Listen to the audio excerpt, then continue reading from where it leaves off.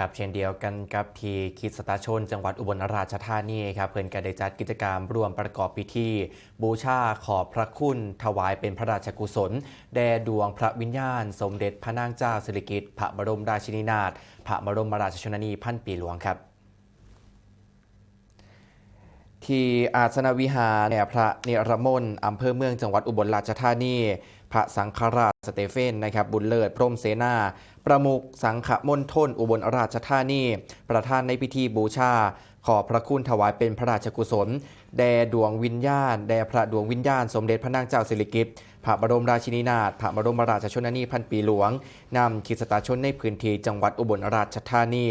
ร่วมสวดบทภาวนาถวายพระพรขอพรจากพระเจ้าเพื่อถวายความอาลัยและแก่อุทิศแด่ดวงพระวิญญาณสมเด็จพระนางเจ้าสิริกิติ์พระบรมราชินีนาถพระบรมราชชนนีพันปีหลวงโดยสำนึกในพระมหากรุณาธิคุณเป็นล้นพ้นหาที่สุดมิได้